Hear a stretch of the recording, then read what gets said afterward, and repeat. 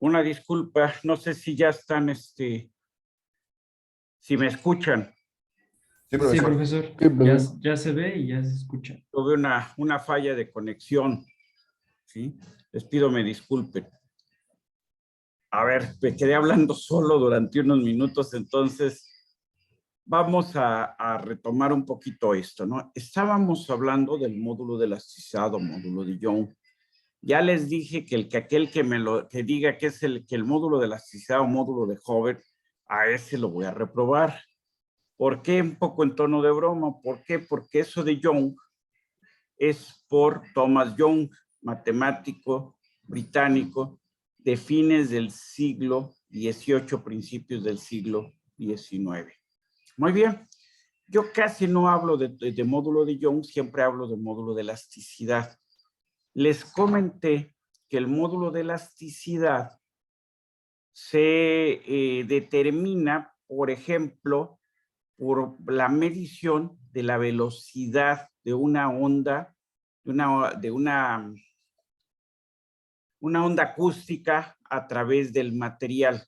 De esta manera tenemos una prueba, vamos, no destructiva y que con precisión nos puede determinar cuál es el módulo de elasticidad. Si determinamos el módulo de elasticidad a través de un ensayo de tracción, los resultados normalmente van a diferir de lo que está publicado. Entonces, insisto esto porque desde hace muchos años en los laboratorios, luego les hacen un ensayo de tracción y les piden medir el módulo de elasticidad. Entonces, esto solamente puede tener una razón, para que ustedes midan y comparen y verifiquen que ese valor que obtuvieron no es el reportado.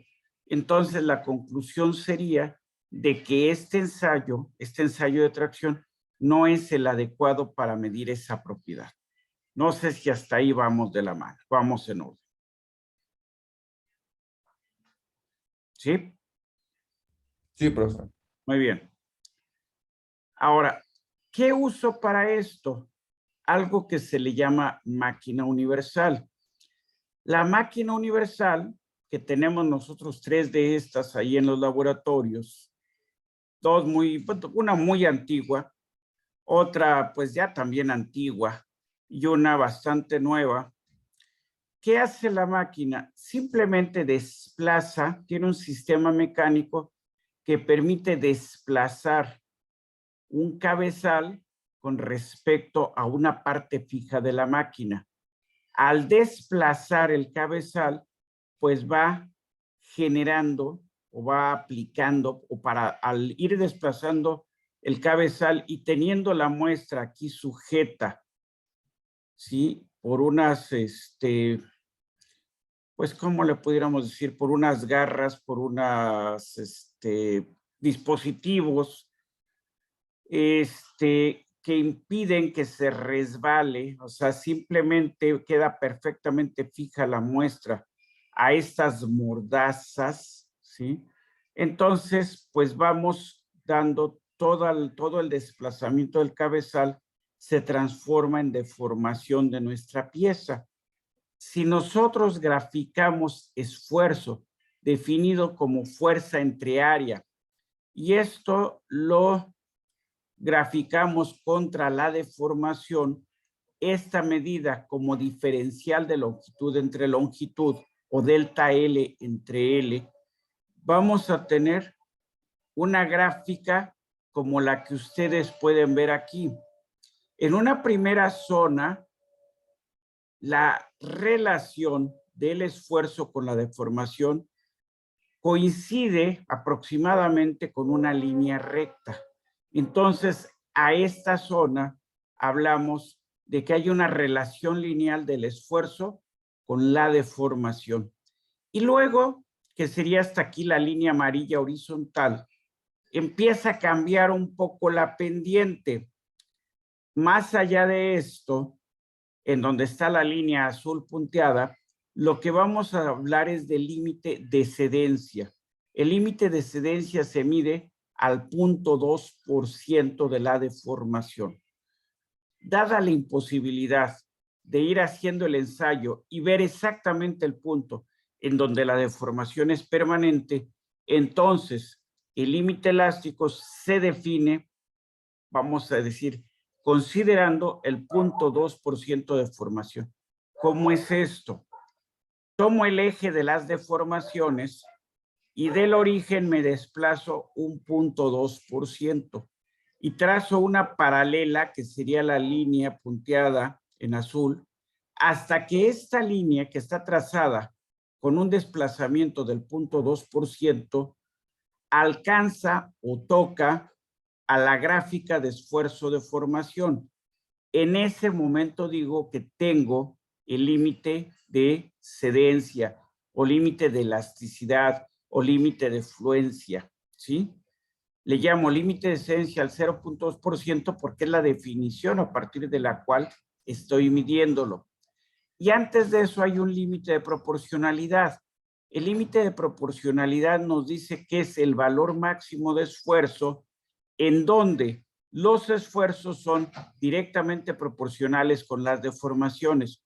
¿Cuál es la relación de proporcionalidad? Algo que en el curso vamos a indicar con una E mayúscula y que es, pues es el módulo de Young o módulo de elasticidad. Seguimos la gráfica. Esta gráfica alcanza un máximo. Primero la pendiente va disminuyendo, disminuyendo, disminuyendo hasta que la pendiente se hace cero. En el momento que la pendiente es cero, hablo de un esfuerzo máximo. Y luego la pendiente empieza a tomar valores negativos hasta que el material se rompe, ¿sí? Que es exactamente donde tenemos la línea amarilla punteada. ¿Esto qué representa? La deformación máxima. ¿Cómo definimos nosotros el esfuerzo para que la gráfica nos dé así? Muy bien. Nos vamos a nuestra tableta. Ahí tenemos nuestra tableta. Y entonces decimos que el esfuerzo, muy bien, va a ser igual. Esfuerzo, vamos a ponerlo así. Esfuerzo va a ser igual a la fuerza aplicada dividida esta entre el área inicial o sección transversal, podríamos ponerlo así, sección transversal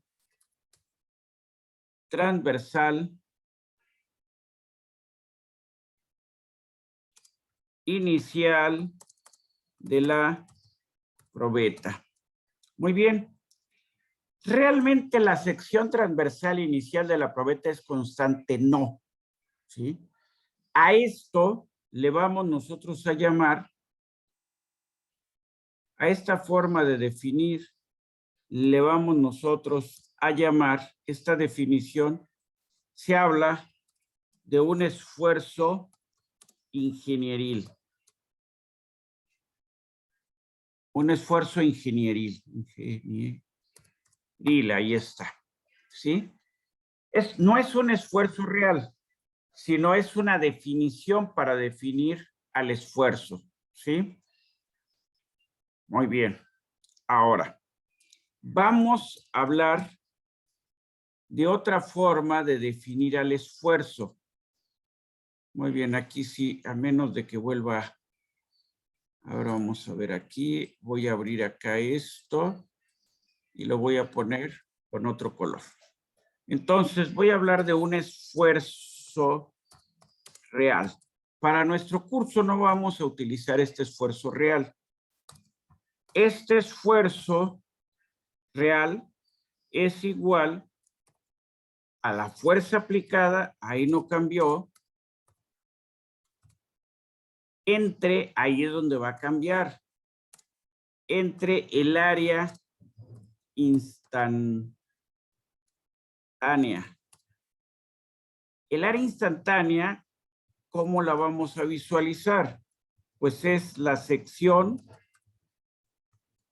deformada de la pieza. Muy bien. ¿Cómo entiendo esto? En la primera definición considero que la sección transversal permanece constante, lo cual no es cierto. En la segunda definición considero que el área se va moviendo conforme se va deformando la pieza. ¿Cómo es esto? Pensemos en una pieza muy sencilla, en un cilindro.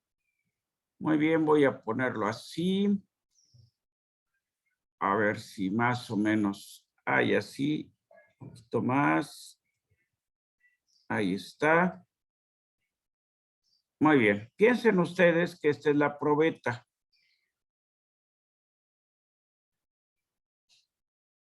Más o menos, no está más para acá. Ahí está. Piensen ustedes que esta es la probeta y que a esta probeta ustedes le aplican una carga. Ahí está. Esa carga. Ahí está la carga. Muy bien. Y ustedes hacen que esta carga, vamos a verlo así, vaya creciendo en el tiempo. Muy bien. Entonces, ustedes grafican ahora. Aquí vamos a poner carga. Muy bien. Muy bien, aquí está carga. Van a graficar carga contra tiempo. Muy bien. Entonces, ustedes pues van cargando según esta gráfica. A ver, aquí déjenme cambiar el color. No quiere cambiar el color por alguna razón. A ver si ahora sí me lo cambia y si no ya lo dejo ahí, sí ya lo cambio. ¿Están ustedes de acuerdo? Y a la vez, grafican ustedes, generan una gráfica. Habíamos dicho nosotros, esfuerzo contra la deformación. Entonces hablamos del esfuerzo y hablamos de la deformación. Muy bien. Si ustedes lo que tienen es una gráfica ingenieril, la gráfica, y aquí es donde ya me voy a tener que ir trabajar, vamos, a mano, y me va a quedar bastante fea, pero bueno, ustedes son muy pacientes conmigo. Entonces, el esfuerzo hace esto, hasta que la pieza se rompe. ¿Qué estoy graficando ahí? El esfuerzo ingenieril. Ahora, tomo otra gráfica con un color totalmente diferente y voy a definir ahora con verde. Aquí tengo el esfuerzo real. ¿Cómo la veo ahorita? Pues las veo iguales. Esfuerzo real, esfuerzo ingenieril. La línea en verde y la línea en naranja, en verde y en negro son iguales. Muy bien. Entonces ahora aquí esta línea la voy a poner así. Muy bien. Las dos se rompen o fallan a la misma deformación. ¿Cómo lo voy a marcar? Bueno, pues más o menos estas dos deberían estar sobre la misma línea vertical. Muy bien. Que yo haya dibujado de más en la línea verde, bueno, pues ya la parte que dibujé de más, miren, no la borro porque lo que va a pasar es esto, ¿sí? Pues ya ni modo, ya la borré, pues ahora la vuelvo a hacer. Entonces lo vuelvo a hacer. Entonces ahí. ¿Qué me representa esta línea vertical en azul? La máxima deformación. Entonces vemos que las dos gráficas, para el rango que nos interesa, ¿hasta dónde nos interesa a nosotros? En este caso, hasta el límite de proporcionalidad que debe de estar por aquí, perdón, hasta el límite elástico que debe de estar por ahí. ¿Por qué? Porque el límite elástico lo trazamos como, lo trazamos con una paralela a la línea de carga original, pero que se desplazó ¿cuánto? Que se desplazó aquí del origen. ¿Cuánto fue el desplazamiento que tuvimos aquí? ¿Cuánto habíamos dicho que teníamos de desplazamiento? 0.2%. Así es. Así es. Aquí tenemos 0.2% de deformación. Tenemos deformación, tenemos esfuerzo. Muy bien, siempre, ¿cuál es la que nosotros vamos a utilizar? La del esfuerzo ingenieril. En el esfuerzo ingenieril, el esfuerzo se describe como fuerza entre área inicial. Ahí está. Y en el caso, esto es como le llamaríamos nosotros, habíamos dicho, esfuerzo ingenieril. No voy a poner más que ahorita el término I o el subíndice I para que se describa. Muy bien, el esfuerzo real, ¿cómo lo describimos? Que no lo vamos a utilizar. Lo vamos a describir como fuerza entre área instantánea. O sea, esta fuerza es la fuerza instantánea o fuerza aplicada. En ambos casos es la misma. En este caso, en el segundo caso que estamos nosotros considerando, el área deformada. En el otro caso que estamos considerando, el área inicial. ¿Cómo es esto? Muy sencillo. Nosotros tenemos aquí en la pieza, una cierta sección transversal. No sé si queda la idea, si se ve ahí la idea. Cuando deformamos, ¿qué le pasa a esa sección transversal? Al ir estirando la pieza, las dimensiones van a irse modificando. Y entonces, al irse estirando la pieza, pues la sección transversal, ¿qué le va a pasar? Permítanme tantito a ver si lo... Muy bien, espero que quede la idea. Encima uno con la otra o la pongo debajo para que quede clara. ¿Qué le va a pasar? No sé si se alcanza a ver en amarillo. El área es menor que el área que teníamos originalmente. ¿Qué tenemos en uno y en otro caso? En uno y en otro caso, ¿qué tenemos? Tenemos aquí el área inicial o A0 y aquí ¿qué tenemos? El área deformada o área instantánea, ¿no? Siempre el área instantánea o área deformada va a ser menor, siempre.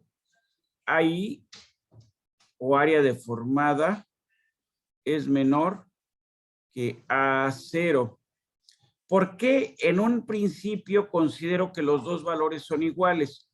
Porque la deformación es infinitesimal. En nuestro curso vamos a trabajar con deformaciones infinitesimales. ¿Cómo es esto? A ver.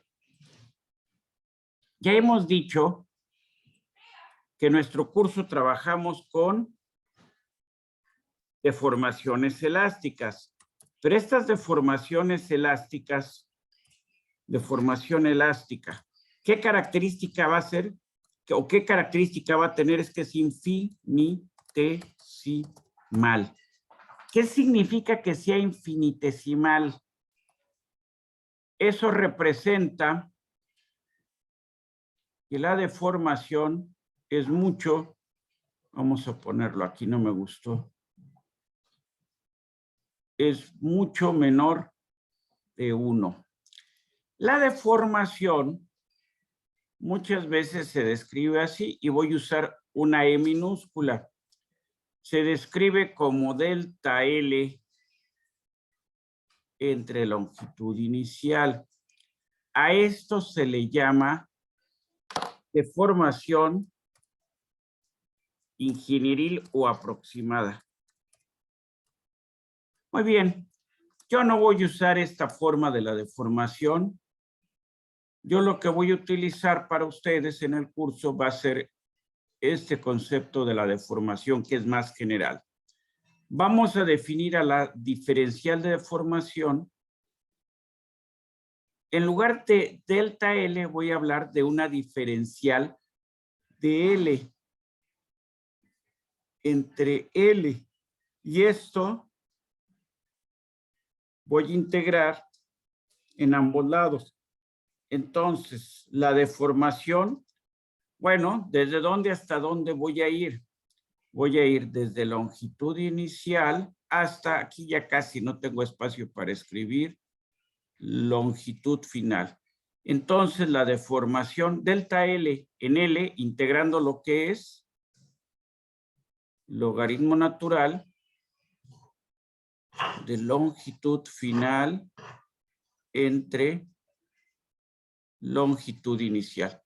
Este es el concepto que yo voy a utilizar en el curso para la deformación. Permítanme, discúlpenme que yo cometí un error, no marqué correctamente. Este es el concepto, ¿sí? Si ustedes tienen valores muy pequeños, pues el concepto que tenemos arriba de deformación ingenieril y este concepto que tenemos abajo, que cómo le vamos a llamar. Esta deformación la vamos a llamar deformación real. Para deformaciones elásticas, muy bien, para deformaciones elásticas, nosotros trabajamos en nuestro curso con puras deformaciones elásticas. Deformación elástica infinitesimal, o sea, deformación elástica muy pequeña. ¿Qué tenemos entonces? Lo que tenemos es que, vamos a ponerlo aquí, punto y coma, la deformación real, para motivos prácticos, es igual a la deformación ingenieril, ¿sí? Muy bien, pero bueno, en términos generales, la aplicación de este concepto de logaritmo natural de LF entre L0 es mucho más preciso. Entonces, ¿con qué trabajamos? Deformación elástica infinitesimal. Por ejemplo, si hablamos de una liga, la liga también se deforma elásticamente, pero en la liga vamos a hablar, son deformaciones mucho más grandes. Y entonces, vamos a hablar de una deformación elástica finita. Una deformación elástica finita se va a caracterizar porque la deformación es mayor que 1. Ya definimos anteriormente para el caso infinitesimal, ya definimos para el caso finito. ¿Queda la idea? Ustedes me indican.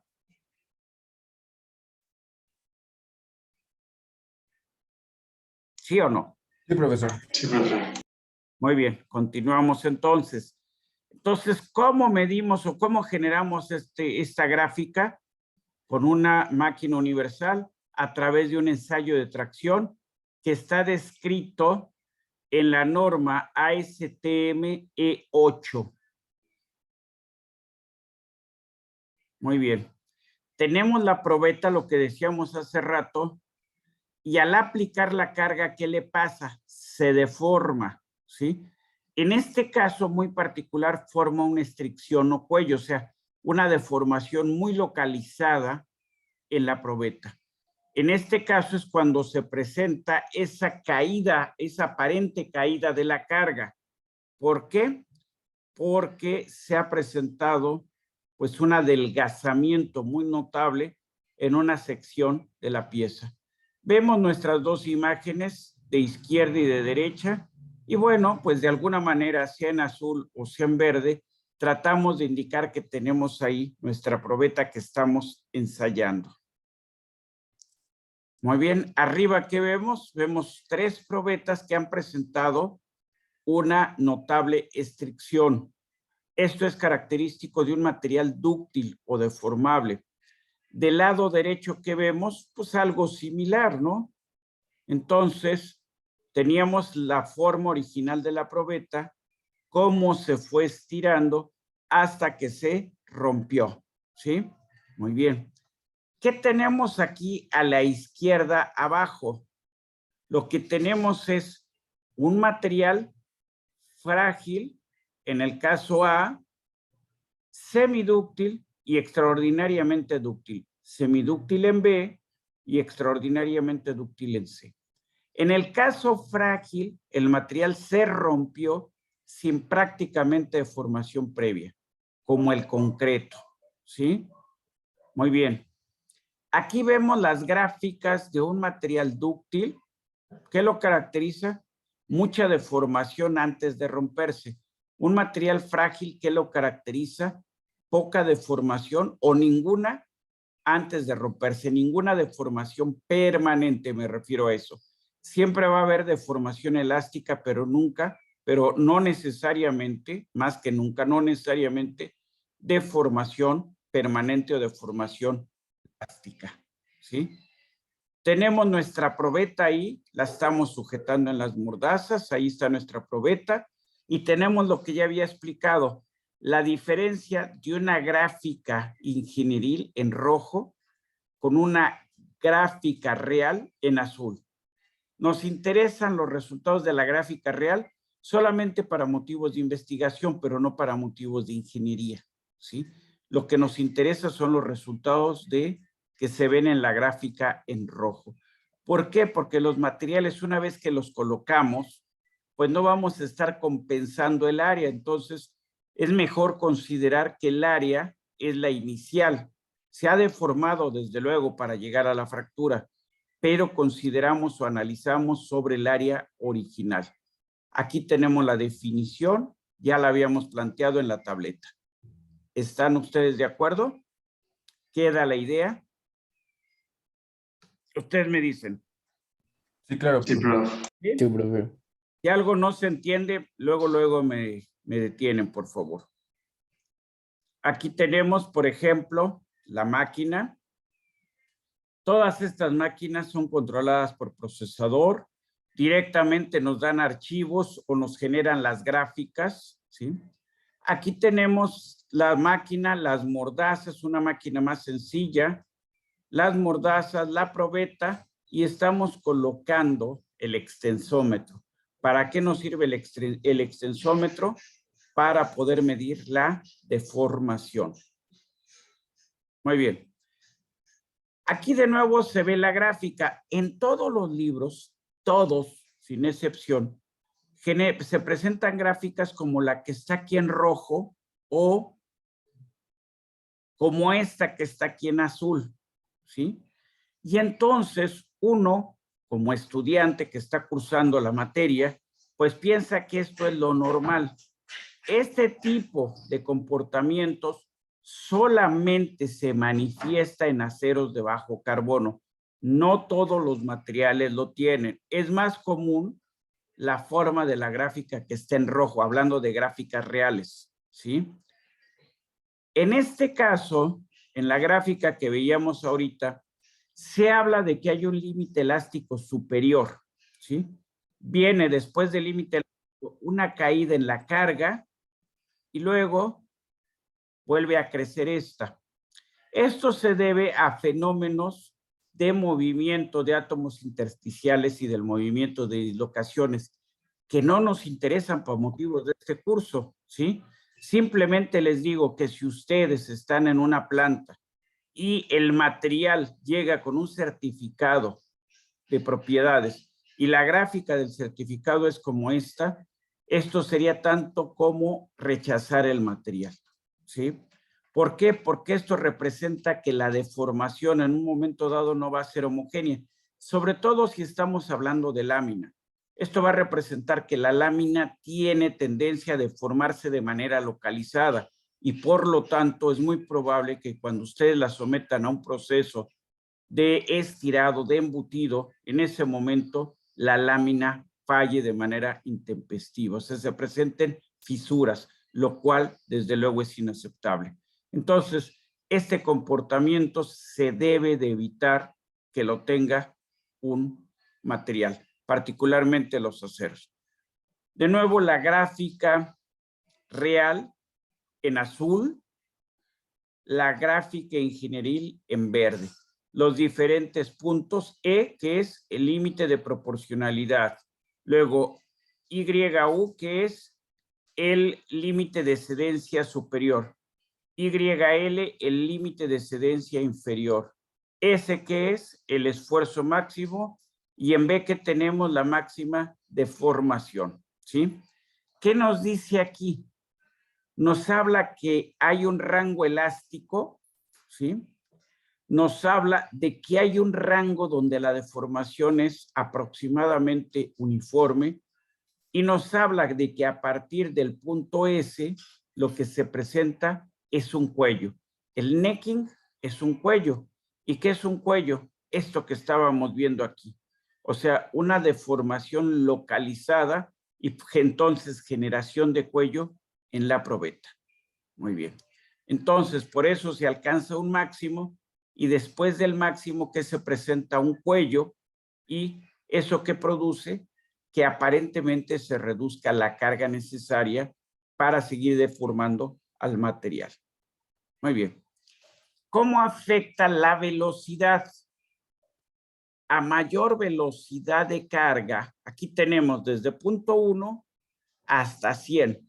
O sea, incrementamos 4 veces, ¿sí?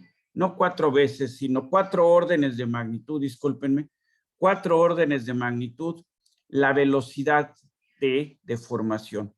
Y al incrementar en 4 órdenes de magnitud, ¿qué tenemos? Que el esfuerzo de excedencia se va a incrementar. A mayor velocidad de carga, mayor resistencia aparente del material. Muy bien. Estos son efectos de tratamiento térmico. Material recocido es el annealing, el material normalizado, ¿sí? Recocido tiene la menor resistencia, normalizado se ha enfriado en aire, estamos hablando de aceros, tiene una mayor resistencia y un material templado sea el quenching, entonces, o el quenched, entonces va a tener una máxima resistencia, pero una mínima capacidad de deformación. Se va a comportar como un material frágil. Aquí está un material que ha presentado una fractura frágil. Muy bien. Desde luego que hay tablas con las propiedades de los materiales y desde luego que en internet están, ¿sí? ¿Cuáles son esas propiedades? Módulo de elasticidad, módulo de rigidez, acorte, coeficiente de Poisson, la densidad, ¿sí? Y básicamente con eso tenemos más que suficiente, ¿sí? Por ejemplo, un aluminio tiene un módulo de elasticidad de alrededor de 70 gigapascales. En los metales, los módulos de elasticidad, ¿en qué están dados? En gigapascales. Un cobre, alrededor de 120 gigapascales. Y un acero, alrededor de 200 gigapascales. De hecho, en el curso vamos a estandarizar que el módulo de elasticidad del acero es de 200. ¿Sí? Muy bien. Perfecto. El coeficiente de Poisson para un acero, alrededor de 0.28. Para un aluminio, yo diría 0.33, no 0.34. Y para el cobre, 0.33 igual. No sé si está la idea. Esto van a estar dentro de las tablas que se les haga llegar y de todas maneras está aquí en la presentación de la clase. Y de cualquier forma ustedes pueden entrar a internet y pueden buscar estos valores. Ahora, alguien a lo mejor puede tener que el módulo de elasticidad para los aceros al carbono es como aquí 206. Yo dije voy a estandarizar a 200. Y alguien puede encontrar un texto en donde se marque que el módulo de elasticidad va de 190 a 192 a 208, 210 gigapascales. ¿Eso qué significa? Que hay un rango de valores y eso depende de la orientación en que estamos midiendo el módulo de elasticidad. Entonces, para nuestro curso vamos a considerar que este valor no cambia con la orientación e insisto, para los aceros al carbono va a ser de alrededor de 200 gigapascales. Muy bien. Los plásticos, nada más para comentarlo, para ver la diferencia. Los plásticos, aquí están sus módulos de elasticidad. 2, 4, 3, 7, 3, 1, 4, 1, 4, 1, 3, 2, 5. Conclusión, ¿cómo son los módulos de elasticidad de los plásticos con respecto a los metales? Pues uno y quizás hasta 2 órdenes de magnitud menores que los metales. Por lo tanto, bajo la misma solicitación, los plásticos se van a deformar de 10 a 100 veces más que los metales, ¿sí? ¿Cuál será la principal ventaja de los plásticos? Su bajo peso y su bajo costo de producción. Luego, concreto. El concreto, ustedes lo van a seleccionar o lo van a pedir de acuerdo a su resistencia. Puede haber concreto de 110 kilogramos por centímetro cuadrado. Esto equivale más o menos, si lo paso a megapascales, déjenme ver, sería 10 a la 4, como 1.1 megapascales. O sea, a ver, déjenme ver, es kilogramos por centímetro cuadrado, no 1.1, como 11, ¿sí? Es cosa de hacer los cambios de unidades para ver cuánto tenemos aquí. Bueno, lo dejamos como está para no meterlos en dudas. El módulo de elasticidad del concreto va de 110 a 470 kilogramos y depende 470 kilogramos por centímetro cuadrado. Este módulo depende de la composición del concreto, ¿sí? ¿Cómo falla una pieza de concreto? Que es lo mismo que sucede en un edificio, es tal cual como va a presentarse en un edificio. ¿Cómo son las fallas bajo una carga que es axial? Muy bien. ¿Qué tenemos? Fracturas. O sea, el concreto, ¿cómo falla? Fracturándose. ¿Y cómo van a ser esas fracturas? En dirección de la carga, sigue en la dirección de la carga o en sentido perpendicular a la carga. En los temblores, normalmente las fallas no son así, porque los temblores lo que generan son oscilaciones, esfuerzos de corte. Entonces las fallas van a estar más o menos a ángulos de 45 grados. Entonces, cuando un elemento estructural de concreto ha fallado por sismo, normalmente lo vamos a tener como fallas que corren a 45 grados. En el caso de los concretos, ¿cómo se evalúa su resistencia? Generando un lingote de un cilindro, no un lingote, un cilindro de 4 pulgadas de diámetro por más o menos 8 pulgadas de longitud y sometiéndolo igual a una carga que se va incrementando. En esta pieza, al ensayarla, la gráfica es como la que se ve aquí abajo, ¿sí? Y tenemos entonces su resistencia con su deformación. ¿Cómo es la deformación del concreto a la falla? Pues es relativamente baja. Aquí, ¿cuánto fue? De menos del 2%. Entonces, el material falla de manera frágil. no presenta prácticamente deformaciones permanentes. No existen, solamente deformaciones elásticas. Muy bien. Muy bien. Esto. Para que un concreto alcance su máxima resistencia, debe de pasar un cierto intervalo de tiempo. Entonces, se hace un colado y, vamos, el concreto no se puede utilizar al otro día. Tienen que dejar pasar 4 semanas. ¿Para qué? En 4 semanas, o sea, en 28 días, el concreto alcanza prácticamente su resistencia máxima. ¿Sí? ¿Qué es lo que hemos visto en los concretos? Que cada vez hay concretos con mayor resistencia, pero también mayor resistencia representa mayor costo. Aquí está lo que decíamos anteriormente, que la resistencia la resistencia máxima se da a los 28 días. ¿Qué vemos en esto? Vemos en nuestras abscisas el tiempo, en nuestras ordenadas la resistencia. ¿Y qué vemos que sucede con los concretos actualmente? Que fragúan o endurecen o alcanzan mayores resistencias. Fíjense ustedes, este de acá abajo, ¿sí? Fíjense ustedes, estos que tenemos acá, pues alcanzan mayores resistencias en menos tiempo. Eso es importante, sí. ¿Por qué? Porque si bien estamos alcanzando la resistencia máxima a los 28 días, pues por ejemplo, el tipo que tenemos hasta arriba, pues a lo mejor después de 15 días ya tiene la resistencia suficiente para poder soportar las cargas a las que va a estar sometido. Muy bien. ¿Cómo trabaja el concreto y todo material frágil? Habíamos dicho. A compresión. ¿Cómo trabaja todo material dúctil? Por ejemplo, el acero. A tracción. ¿Puede trabajar el acero a compresión? Sí, pero su mayor ventaja se tiene cuando está a tracción. En estos elementos, la piedra, ¿cómo es? Pues es un material frágil.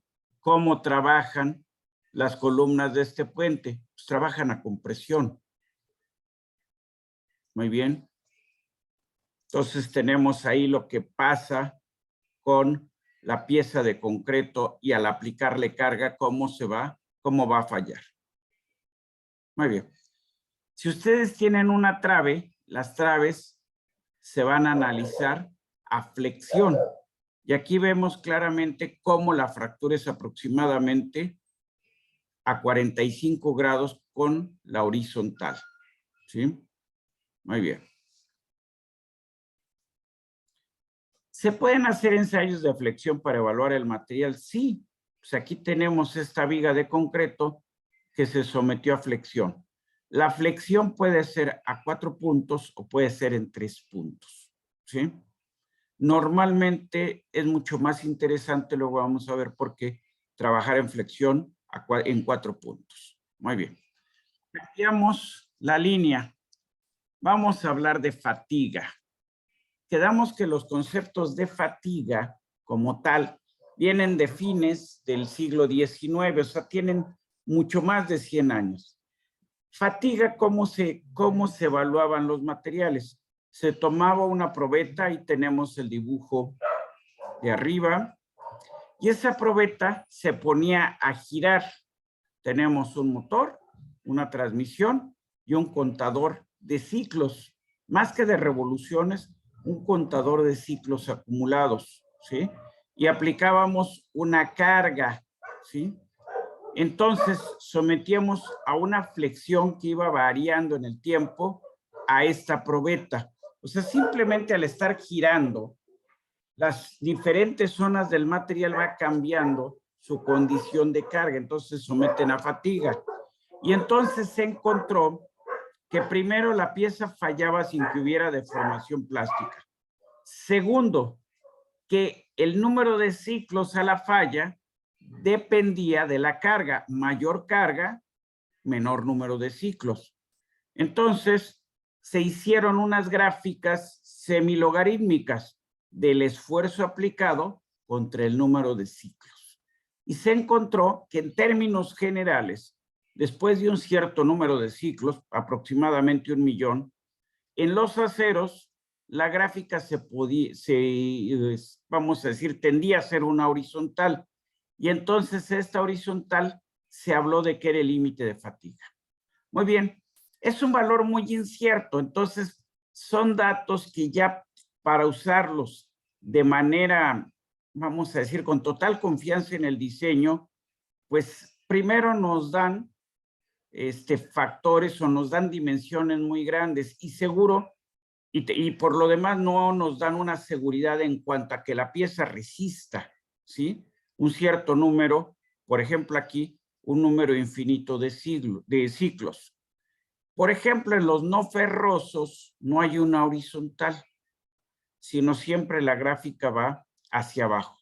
Entonces se consideró que 10 millones de ciclos, o sea, 10 a las 7 ciclos, era el valor para considerar la resistencia a la fatiga. Ahora pregunto a ustedes, ¿será muy barato hacer ensayos de fatiga? Desde luego que no. Es muy tardado y es una visión muy limitada. Entonces, esto, insisto, es una visión del siglo XIX de cómo medir la resistencia del material. Las máquinas, bueno, pues aquí vemos otro tipo de sistema. Normalmente las más sencillas hacen que gire el espécimen o la muestra y aplican una carga. En este caso, la carga es regular, es una senoide, ¿sí? Por ejemplo, la probeta que está acá, bueno, podemos considerar que es una aplicación, ¿sí? Estamos aplicando nosotros en 4 puntos la carga. Los soportes que son aquí y acá donde están los valeros y aquí en estos puntos donde estamos aplicando la carga. O sea, es una flexión en 4 puntos, ¿sí? Aquí tenemos una máquina para trabajar verticalmente, o sea, aplicar axialmente la carga. Bueno, pero esto está bien para cuando a mí me tocó estudiar, para ustedes ya no, estos son visiones muy ancestrales, ¿sí? ¿Cuál sí nos interesa y eso no ha cambiado? Que toda pieza sometida a fatiga siempre presenta 2 regiones y eso es como ustedes la van a identificar. Una zona donde la estructura o la superficie de falla es muy fina, ¿sí? Es una zona, vamos a decir, con muy pocas irregularidades. Y otra zona donde tal parece que se hubiera arrancado la muestra. Entonces, ¿qué representa esto? Donde tienen la zona, vamos a decir, prácticamente, pues muy regular, ¿sí? Con poca rugosidad, pues ahí es donde inició la falla. Y la zona donde tienen ustedes, pues una especie, una estructura muy irregular, una superficie de fractura muy irregular, ahí es donde terminó la falla. Entonces, siempre que encuentro yo una pieza como estas, puedo garantizar que la falla ha sido por fatiga, ¿sí? ¿Qué es lo que se usa actualmente? Pues hace 70 años se concluyó que todo elemento fallaba por la combinación de 2 cosas. Una discontinuidad. Vean las piezas, las vemos en el lado de arriba. Entonces, estamos hablando de una discontinuidad. Lo más sencillo para una discontinuidad es pensar en una elipse, ¿sí? La discontinuidad puede ser en el interior o puede ser en la superficie. La discontinuidad en la superficie, ¿sí? Equivale, su longitud de la discontinuidad equivale a 2 veces el efecto que se tendría si esta estuviera en el interior de la pieza. Muy bien. Este sistema, si nosotros consideramos una fisura de un tamaño, por ejemplo aquí 2A o A, ¿sí? De un tamaño A, cualesquiera, entonces lo que nos dice bajo una cierta carga cíclica, ¿cuál es la vida residual? ¿Sí? A nosotros lo que nos interesa es saber cuánto va a durar la pieza todavía trabajando sin ningún riesgo, ¿sí? Y entonces vamos a hablar de las condiciones críticas de tenacidad de falla o tenacidad de la fractura. ¿Cómo le vamos a llamar? K1C. ¿Cómo se mide la tenacidad de la fractura? Con probetas como las que ven aquí, en donde la carga se aplica desalineada con respecto a la zona donde se ha producido fatiga. O sea, estas probetas primero se preagrietan, la fatiga se extiende hasta un cierto valor y luego simplemente se abren las probetas, o sea, se les aplica una carga de tracción y lo que se mide es la fuerza necesaria para poder romper la pieza. Dentro de más grande sea la grieta de fatiga, menor será la carga F que necesitamos nosotros aplicar para que falle la pieza. No sé si hasta ahí está la idea. Entonces, esto me permite analizar una estructura por más crítica que ésta sea. ¿Por qué? Porque me puede dar un término de vida residual de la estructura y me garantiza con esto que en el tiempo que pase hasta la siguiente evaluación no voy a tener una falla intempestiva de mi estructura. ¿Sí? Muy bien. Estos datos también ya están en la literatura. El K1C para una aleación de aluminio 2024 con este tratamiento térmico T351. ¿Cuánto vale?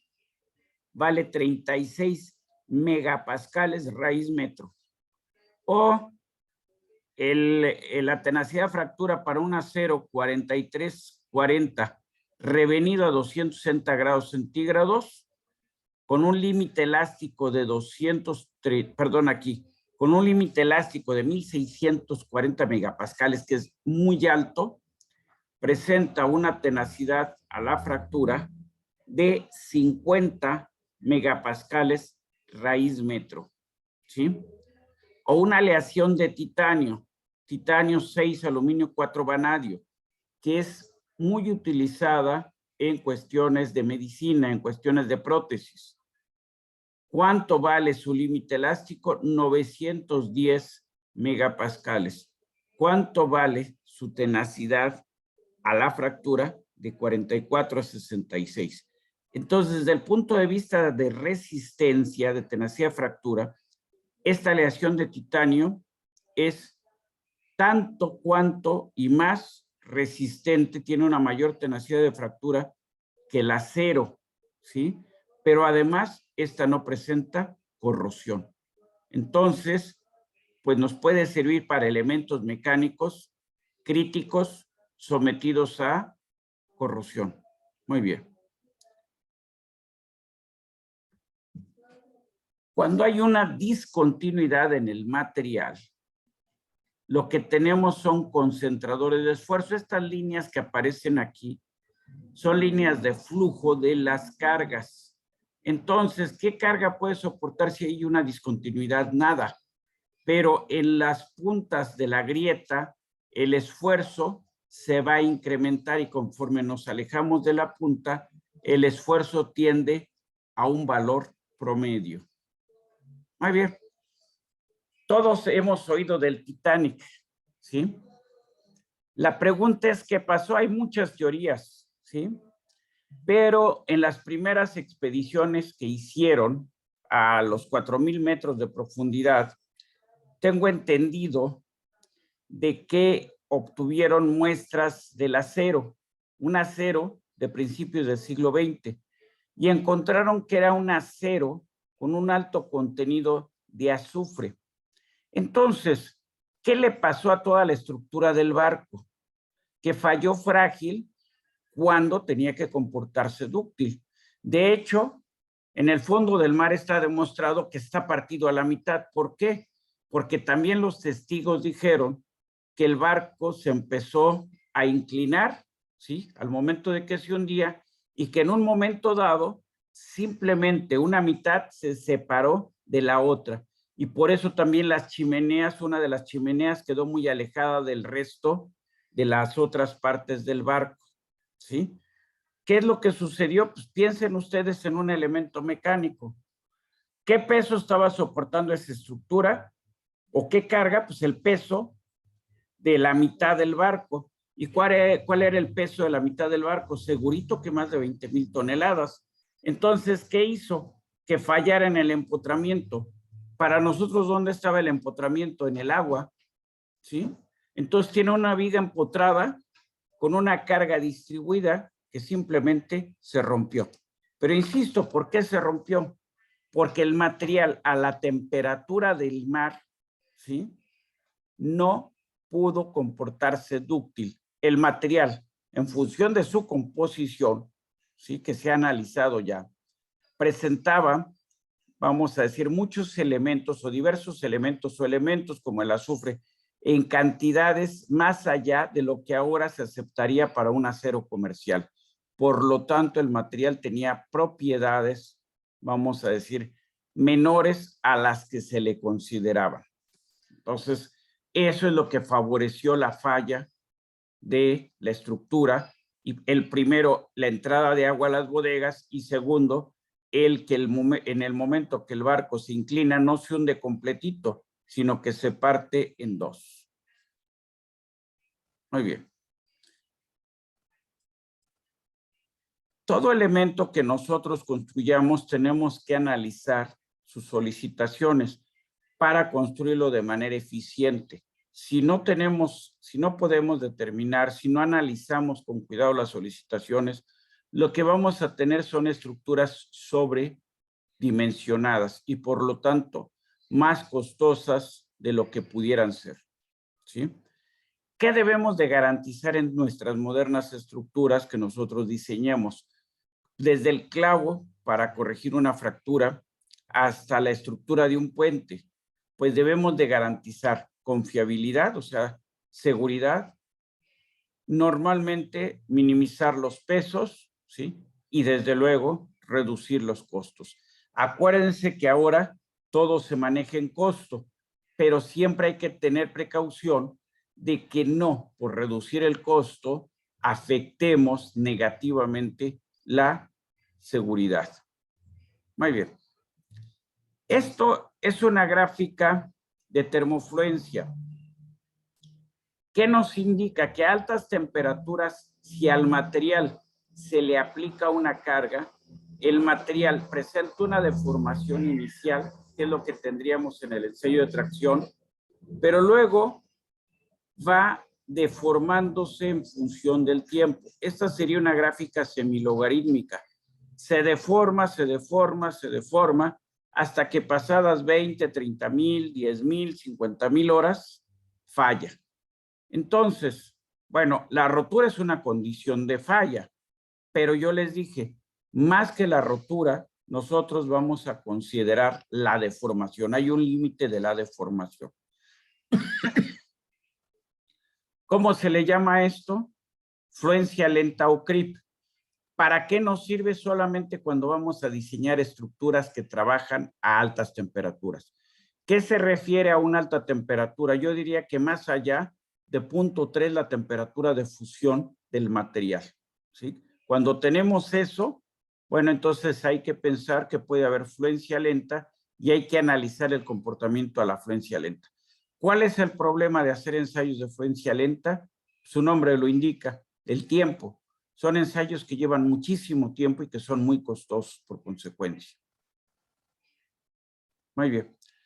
En este caso se usan máquinas que aplican una carga normalmente de tipo mecánico, o sea, una carga muerta, que es la más sencilla de tener, sobre la pieza, y esta se mantiene a una cierta temperatura.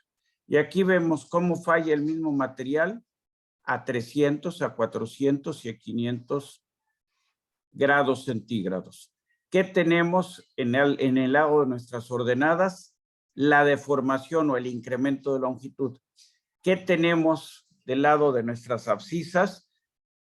El logaritmo del tiempo, normalmente en horas. Muy bien. ¿Qué pasa cuando hay discontinuidades en el material? Aparecen factores concentradores de esfuerzos. Tenemos aquí un eje en donde tiene una sección de un diámetro D minúscula y otra sección de un diámetro D mayúscula. Entonces, ese cambio de diámetros en la pieza nos va a provocar un concentrador de esfuerzos. ¿Dónde? En donde tenemos el cambio de sección. Para evitar que la pieza se rompa, que hemos puesto un cierto radio. Y entonces tenemos aquí relaciones R entre D, ¿sí? ¿Cuánto vale el diámetro menor con respecto al diámetro mayor? ¿Sí? Perdón, discúlpenme. R es el radio de intersección y D minúscula es el diámetro de la zona de menor sección. Entonces tenemos R entre D es radio de intersección entre diámetro de la sección. ¿Qué es lo que nosotros buscaríamos? Que ese valor sea máximo, ¿sí? Lo máximo posible. Voy a decir 0.2. Y luego, ¿cuál es la relación D minúscula entre D mayúscula o a la inversa? D mayúscula entre D minúscula. Muy bien. ¿Cómo tenemos que hacer esta relación? Pues dentro de lo posible, que tienda a 1, ¿sí? O sea, que sea menos marcado el cambio de sección. Entonces, tenemos nosotros varias curvas. Una de 1.1, otra de 1.25, la tercera de 1.66, la cuarta de 2 y la quinta de 2.5. Entonces, voy a tomar una relación R entre D, radio de intersección contra diámetro de la sección de menor dimensión, de 0.2, ¿sí? Y voy a tomar que la relación del diámetro mayor al diámetro menor es 2. Entonces, tomo esta curva, intercepto con esta vertical, aquí, y luego me voy, reflejo en el concentrador de esfuerzos. Entonces, 0.2, subo y tomo aquí 2. Luego reflejo para acá. Más o menos el factor de concentración de esfuerzos es 1.25. Entonces, si la carga es 10, yo voy a considerar que este cambio de sección me produce un incremento de ¿cuánto?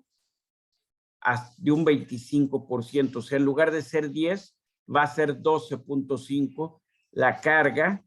¿En dónde? En el cambio de sección. Si nosotros tenemos una discontinuidad, también va a haber un concentrador de esfuerzos. Muy bien.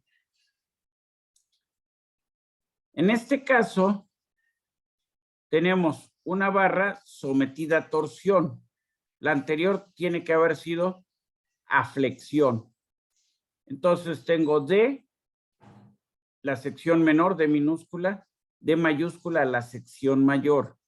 R, pues el radio para interceptar la zona de menor diámetro a la zona de mayor diámetro. Y entonces, de nuevo aquí tomamos 0.2 o 0.25 si ustedes quieren, o 0.10 aquí, 0.10, y busco una gráfica de 2.2, o de 2, ¿sí? Mejor de 1.25, ¿sí? 1.25 es la relación del diámetro mayor al diámetro menor. Aquí está. La de 1.25 es la segunda gráfica de abajo hacia arriba. Aquí está. Si yo tengo que mi factor R, radio de intersección contra D, diámetro menor, es 0.1, pues entonces, ¿sí? Intercepto aquí 0.1 y intercepto por aquí. ¿Cuánto va a ser la concentración? Pues más o menos como 1.33. Aquí está el 1.3, aquí está el 1.4, 0.1, intercepto aquí y me sigo un poquito más. Es como 1.38 el factor de concentración de esfuerzos. Cambiamos. Aquí tenemos, por ejemplo, este radio Este diámetro de 20, este de 50, 50 entre 20, ¿cuánto da? 2.5. ¿Y qué nos faltaría? Este radio de aquí para poder nosotros calcular, ¿sí? Irnos a las tablas que anteriormente habíamos manejado. Ahora, esta me la voy a brincar, este factor de concentración de esfuerzos. Voy a brincarme esto, déjenme ver, a ver, no tengo más factores de concentración de esfuerzo. Bueno, vamos, toda discontinuidad nos produce una concentración de esfuerzos. Debemos de medir esto, debemos de considerar esto, debemos de evaluar esto para saber cómo afecta en el diseño y para mejorar o para incrementar la sección transversal y garantizar que la pieza no falle. A ver. ¿Por qué fallan las piezas? Esta gráfica nos puede ayudar. Muy bien. Primero, las propiedades del material nosotros las medimos, pero hay una cierta dispersión. Esa dispersión, pues con una normal las podemos más o menos describir, ¿sí? Habrá algunos casos en donde a lo mejor un 2% de los casos van a fallar a valores que están, vamos a decir, 2 veces menores la media, ¿sí? 2 veces menores que la desviación estándar. Y luego del lado izquierdo tenemos las propiedades, las condiciones de servicio, y del lado derecho las propiedades. Si la gráfica del lado izquierdo me representa condiciones de servicio y la gráfica del lado derecho propiedades, lo que puedo decir es que esta pieza jamás va a fallar, porque estas dos curvas no se tocan. Pero si tengo las dos curvas así, estas dos curvas se tocan, se interceptan, y hay una área bajo, vamos a decir, bajo ambas curvas, que es la que marqué con azul. Entonces, esa área representa la frecuencia de fallas. Entonces, nosotros, ¿qué tenemos que hacer? Pues que nuestras propiedades del material sean lo suficientemente mayores y la calidad del material sea tal que su dispersión de propiedades sea mínimo. Y por otro lado, que tengamos muy claro cuánto valen las solicitaciones y que esas solicitaciones no varíen con respecto a su valor medio. Con esto, ¿qué podemos garantizar? Que estas dos curvas no se interceptan y por lo tanto, al no interceptarse, no se presentan fallas. ¿Por qué fallan las estructuras? Pues normalmente por fatiga, normalmente por un concepto de tenacidad de esfuerzos, o sea, la combinación de una carga con una cierta discontinuidad del material.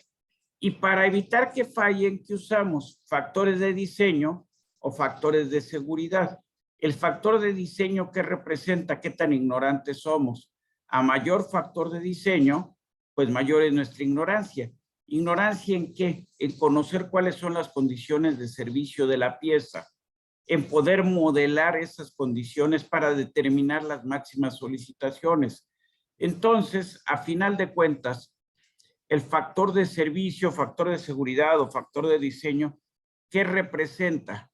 Representa el esfuerzo de excedencia con respecto al esfuerzo de diseño. O si de aquí despejan ustedes el esfuerzo de diseño es igual al esfuerzo de excedencia entre el factor de seguridad. En nuestro curso, ¿de cuánto a cuánto van a ir los factores de seguridad? Entonces, en nuestro curso vamos a hablar de factores de diseño o también los vamos a conocer como factores de seguridad. Nuestro curso, como es un curso muy básico, va a usar factores de seguridad muy grandes. Por ejemplo, para carga estática, vamos a poner aquí primero carga estática, la vamos a poner aquí. Entonces, carga estática, o sea, solicitaciones que varían muy poquito con respecto a una cierta valor que hemos considerado como máximo. Entonces, en carga estática, nuestro factor de diseño, factor de seguridad, va a ser de 2. Muy bien. También para nuestro curso, si nuestra carga es de fatiga, o sea, es una carga dinámica, fatiga.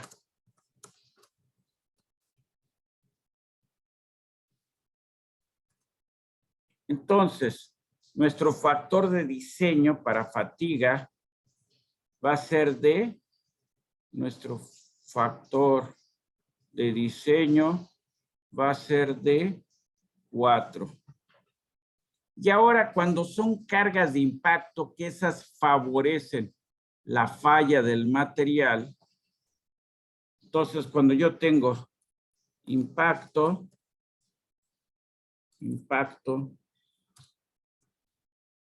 entonces mis cargas de diseño, mi factor de diseño van a dar alrededor de 6, quizá hasta 8. ¿Sí? Entonces, dependiendo del tipo de carga, es el factor de seguridad que vamos nosotros a manejar.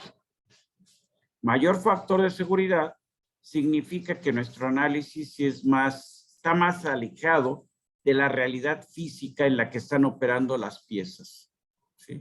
Muy bien, yo creo que con esto, si hay alguna duda de las propiedades de los materiales, de los concentradores de esfuerzo, etcétera, ustedes me lo indican y si no, los dejamos de este tamaño. Díganme ustedes si queda claro lo que hemos visto. Sí, profe. ¿Sí? Sí, Muy profesor. bien. Podemos dar por visto este tema.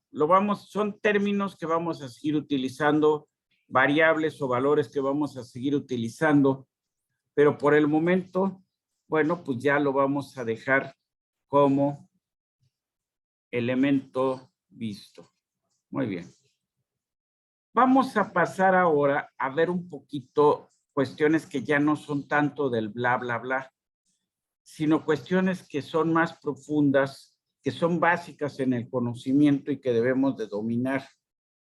Muy bien. ¿Cuál es el objetivo de esta sección que vamos a analizar el día de hoy? O que vamos a empezar a analizar el día de hoy. Que ustedes conozcan el concepto de esfuerzo, el concepto de deformación y que aprendan a representar esfuerzos y deformaciones en una descripción gráfica mediante lo que conocemos como círculo de Moore y que vean las ventajas de utilizar ese descriptor gráfico para entender esto de los esfuerzos. Muy bien. Vamos a empezar con las deformaciones y vamos a pensar en un cuerpo. Un cuerpo que tenemos primero en rojo y luego en verde. Y vamos a pensar en una partícula P en el cuerpo. Entonces, para poder describir la posición, para poder describir esta partícula, ¿con qué la vamos a identificar? Con la posición que tiene esta partícula en el espacio, considerando un cierto sistema de referencia. Tenemos un sistema de referencia con ejes X1, X2, X3, o sea, un sistema coordenado cartesiano, en donde en lugar de usar X, Y y Z, usamos X1, X2 y X3. Muy bien. Nosotros, P está en su posición indicada con una X mayúscula. A esto le vamos a llamar descripción lagrangiana material. Y luego tenemos T, que es un tiempo mayor de T0. ¿Cuánto? No me interesa cuánto. Simplemente es un tiempo posterior o es un tiempo mayor a T0. T0 significa la referencia y T significa el punto en donde voy a hacer el análisis. Ahora la partícula P ya no la describimos con la coordenada X mayúscula, sino con la coordenada X minúscula. A X minúscula le vamos a llamar descripción euleriana o material. Muy bien. El desplazamiento de P desde la posición inicial que ocupaba en T0 hasta la posición final en T, ¿sí? Nos va a referir, nos va a hablar, el desplazamiento lo vamos a indicar con una U, ¿sí? Y esa U va a ser función de posición y de tiempo, ¿sí? Si todas las partículas se desplazan la misma cantidad, la misma magnitud, en el mismo tiempo, a ver, vamos a regresar. ¿Cómo? Muy bien. Vamos a tener algo tan sencillo como este elemento. Ahí está. Le ponemos unas rueditas. Ahí está. Vamos a esto mejor hacerlo. Sí, voy a ponerlo ahora, lo cambio. Ahí está. Tiene una ruedita. Y acá ponemos la otra ruedita. Una adelante y una atrás. Ahí está. Y esto lo vamos a desplazar aquí sobre una superficie. Ahí está la superficie. Vamos a indicar varias partículas en este cuerpo. Vamos a ponerlas con otro color, a ver si se marcan. Vamos a ponerlas, aquí voy a poner una partícula, no sé si ya quedó claro que la marqué. Otra partícula. Otra partícula. Y otra partícula. Entonces tengo la partícula A, la partícula B, la partícula C, la partícula D. ¿Están de acuerdo? Muy bien. Esto es lo que yo tengo en el tiempo de referencia. Esto es T0.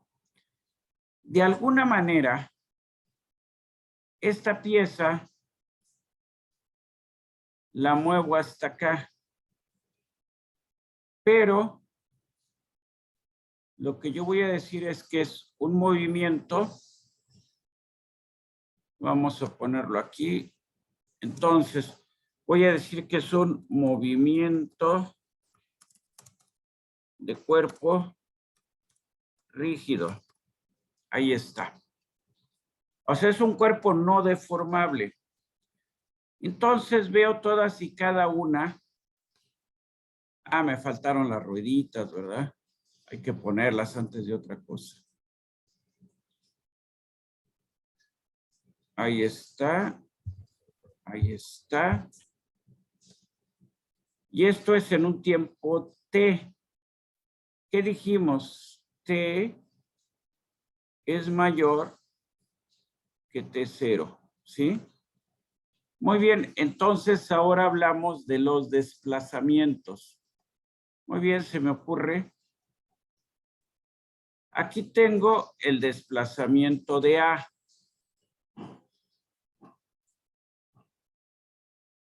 Aquí tengo la partícula A, ¿no?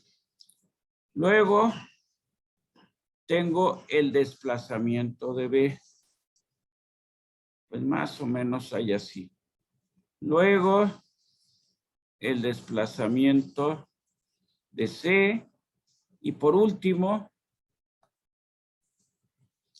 ya sé que mi dibujo no me quedó muy perfecto ni nada. El desplazamiento de D. ¿Recordamos cómo les llamamos a las partículas? A esta partícula le llamamos A esta B, a esta C y a esta D. Entonces aquí tengo el vector U de la partícula A. Aquí tengo U de la partícula B. Aquí tengo U de la partícula C.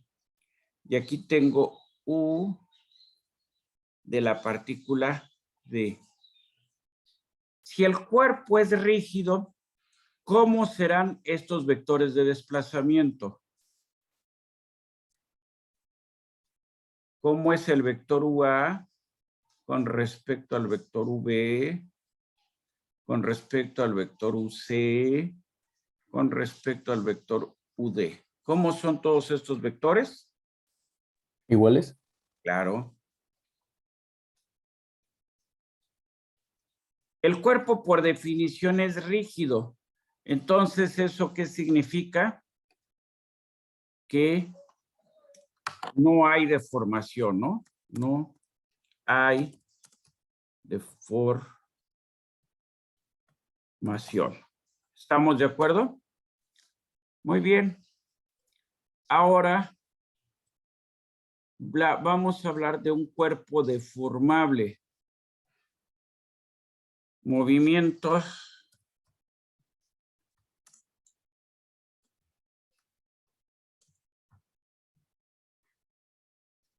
para que esto se entienda mejor. Lo que voy a hacer es poner acá, de este lado, una pared. Ahí está, ya pusimos la pared. Muy bien. Ponemos la pista sobre la cual está corriendo el vehículo, pero ahí hay una pared que es rígida. No me gustó, está como, me quedó inclinada la línea. No me gusta así. Espero que se vea horizontal la línea. Muy bien. Entonces, de nuevo ponemos el cuerpo en nuestra condición de T0. Espero que ahí más o menos se vea.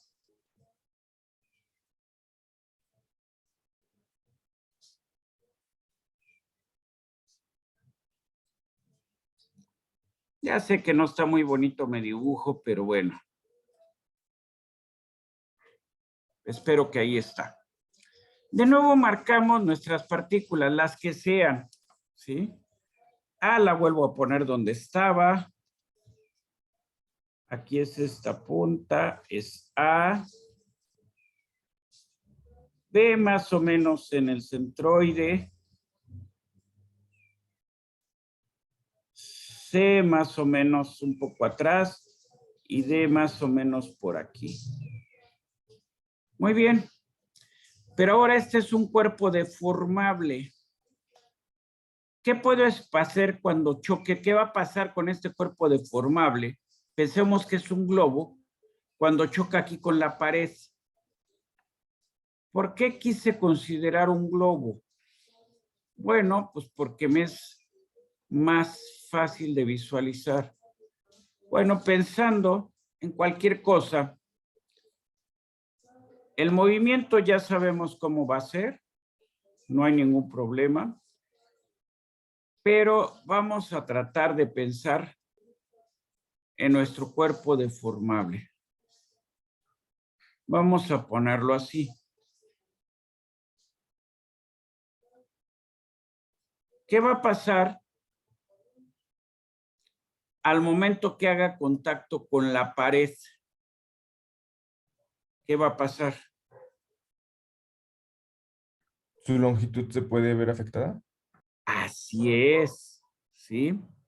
Entonces, si es deformable, la primera cuestión que me queda clara es que las primeras partículas que hagan contacto aquí, instantáneamente o prácticamente de manera instantánea, van a pasar de tener una velocidad V0.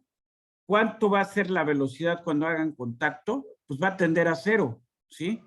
Pero ¿qué va a pasar con una partícula que esté por acá atrás? Estoy hablando de un tiempo T ahorita. Aquí teníamos T0, que es la referencia, Empujamos al carro después de T0 y lo hacemos avanzar, ¿sí? Entonces habíamos dicho, esta era la partícula A. Aquí está A. Muy bien. La partícula A inmediatamente va a chocar. ¿Y qué va a tratar de hacer la partícula A? ¿Ustedes qué esperan? Pues dependiendo del tipo de choque, como que tendería a moverse acá. Pero todavía la partícula B, C y D, que están aquí, B, C y D, que están ahí, al momento del impacto, ¿hacia dónde se seguirían moviendo? Hacia el frente, ¿no? No sé si estamos de acuerdo. Entonces, no sé cómo me va a quedar la pieza al final. Bueno, pensemos que es un sólido, que no es agua, que no es un globo lleno de agua, sino que es plastilina, por ejemplo. Creo que ahí se pudiera entender mejor. Entonces, pues lo que me queda claro lo voy a poner con otro color. Lo voy a poner con otro color para que se vea diferente. Con amarillo lo voy a poner. La pieza se va a tender a aplastar aquí. No sé si estamos de acuerdo. Muy bien.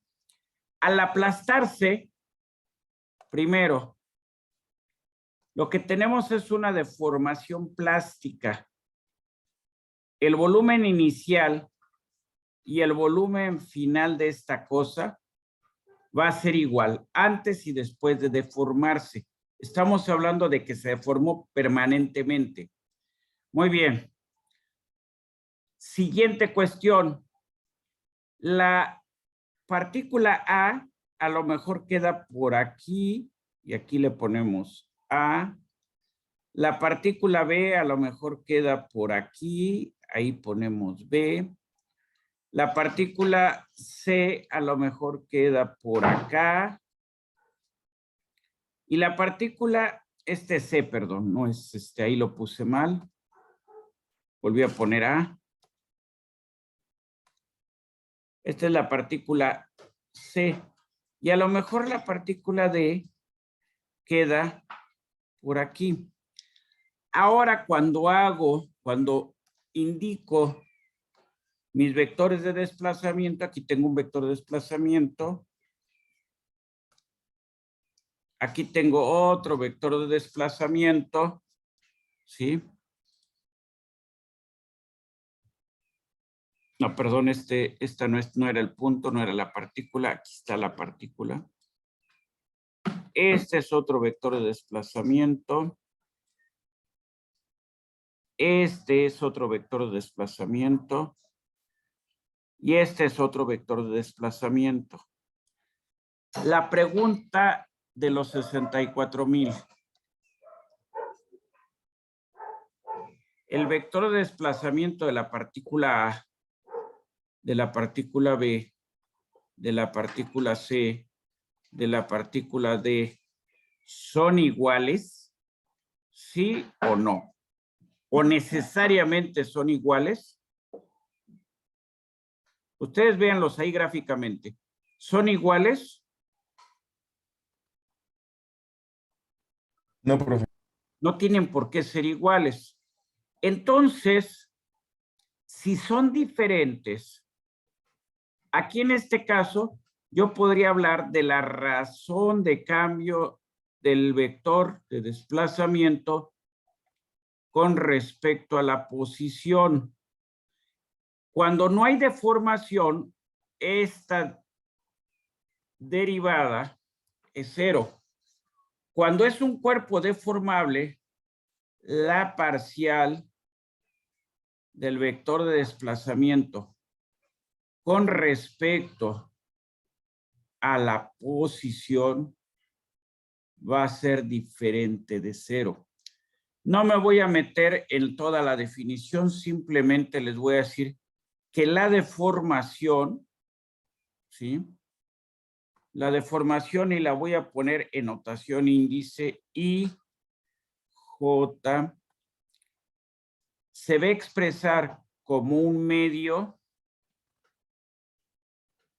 de la parcial. Bueno, antes de ponerlo como parciales, ¿saben qué? Lo voy a cambiar esto.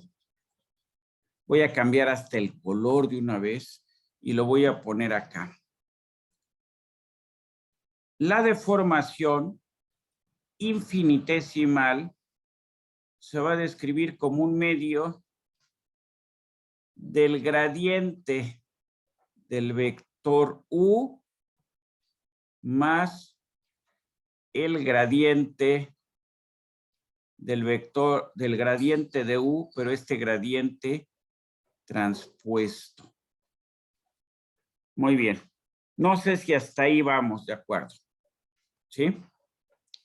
No voy a hacer otra definición porque es meterlos en más rollos. Voy a terminar la sesión de hoy nada más preguntando algo. Si yo me refiero al gradiente, este gradiente de U, ¿cómo se representa? A ver. Voy a poner aquí abajo, perdón. Es un escalar. ¿Cómo se representa ese gradiente? ¿Es un escalar? ¿Es un vector? ¿O se representa con una matriz? ¿Cuál de los tres es matriz, vector o escalar? ¿Cuál de los tres es? Ustedes díganme. Es una matriz. A ver cómo estuvo. Yo digo que es una matriz. Es una matriz. Perfecto. Ahí está. Entonces el gradiente, estamos sacando, ¿qué es U? U es un vector, ¿sí? Entonces nosotros tenemos que decir que U es un vector.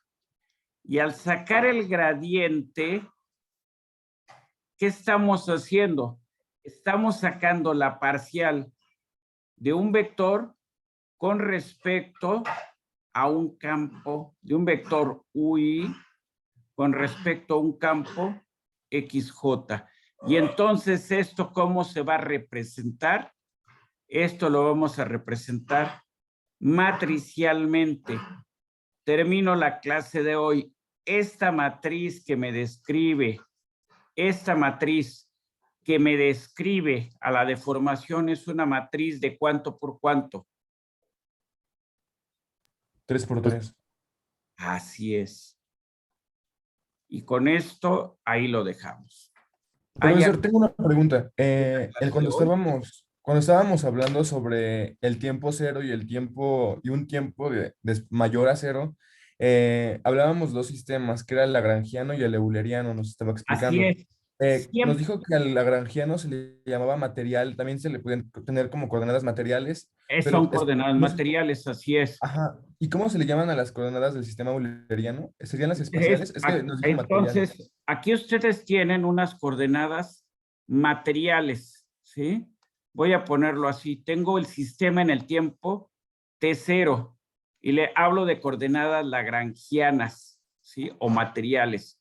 Voy a poner nada más 2 para no hacer bolas. Ahí están en coordenadas materiales. Y luego, en el espacio, si lo quiero ver, por eso se habla de una notación espacial. Ahí tengo la descripción, tengo el descriptor y aquí tengo, por ejemplo, el otro descriptor, ¿sí? Entonces, siempre lo que se usa para coordenadas materiales es los valores en mayúsculas. Entonces, estas son coordenadas materiales o lagrangianas,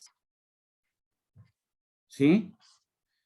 Cuando uso coordenadas en minúsculas, estoy hablando de coordenadas espaciales o, como les llamo también, coordenadas de Euler o coordenadas eulerianas.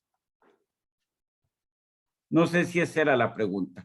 Entonces, profesor, eulerianas gracias. y las de acá arriba son, las materiales son lagrangianas o de Lagrange. Entonces, en sus cursos más adelante, pues les van a decir que la referencia es lagrangiana o es euleriana, por ejemplo. ¿Es material o es espacial? ¿Sí? ¿Queda la Perfecto, idea? profesor. Sí, muchas gracias. Órale, pues, nos vemos el jueves. Tengan una muy bonita semana, muy feliz y muy exitosa. Hasta luego. Nos vemos, profesor. Hasta luego, Profe, profe. hasta luego. Muchas gracias. Hasta luego. Luego.